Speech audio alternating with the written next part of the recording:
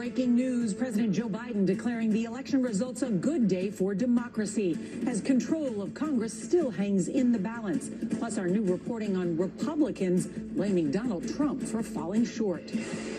Night did not turn out well for former President Trump, as some of the controversial candidates he endorsed struggled, putting winnable seats at risk. Is this the end of Trump? This is an absolute disaster. Maybe it's time for him to exit stage left. Reports of Trump screaming and throwing temper tantrums at Mar-a-Lago. Is he even blaming Melania and the new golden boy? Oh, this could be Marvel.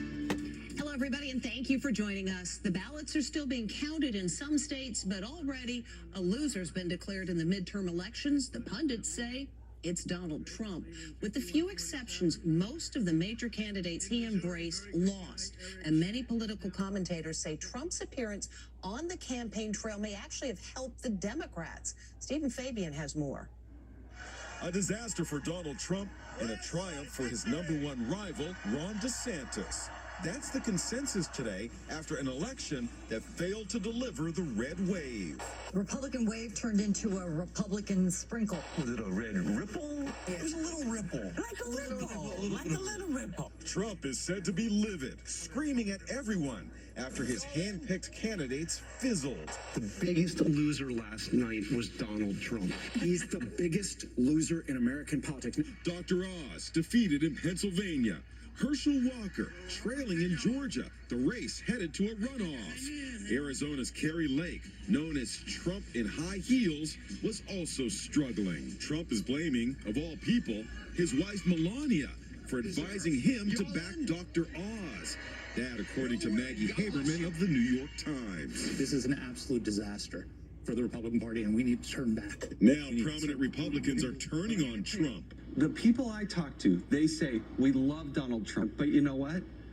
We don't like all the drama. We like Ron DeSantis. It shows that his political instincts are not about the party.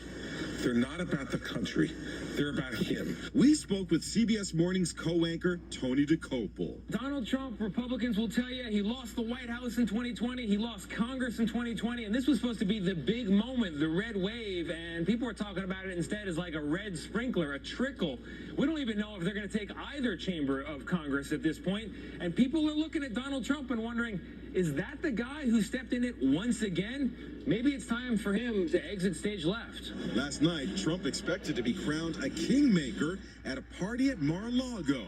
He was planning to claim some sort of victory and ride a Republican victory or claim credit for it. But there was very little to celebrate. Some races that are hot and heavy, and we're all watching them here. Even the biggest Trump Senate candidate to win, J.D. Vance in Ohio, failed to thank him in his victory speech. Thank you all so much. Oh man, what a night. Instead, the night belonged to Ron DeSantis. He won re-election as Florida's governor in a landslide, taking the stage with his photogenic young family. The future goes the front page in today's New York Post. Oh, this could be war. Trump is expected to announce he'll run for the presidency next week and is already attacking DeSantis, taking credit for his success. I got him the nomination. He didn't get it. I got it. Because the minute I made that endorsement, he got it. DailyMail.com columnist Meghan McCain says last night was the final nail in Trump's political coffin. Now is the moment for DeSantis to take charge. The Republican Party really needs to move in a clearer direction with new blood. I personally would like someone who's not in their 80s to be running for president and governing our country. Just me personally, I think some fresh, younger blood would be more interesting. As the election results were coming in, Trump summed things up to reporters at Mar-a-Lago with 2 words: interesting evening. Other news today, the bloodbath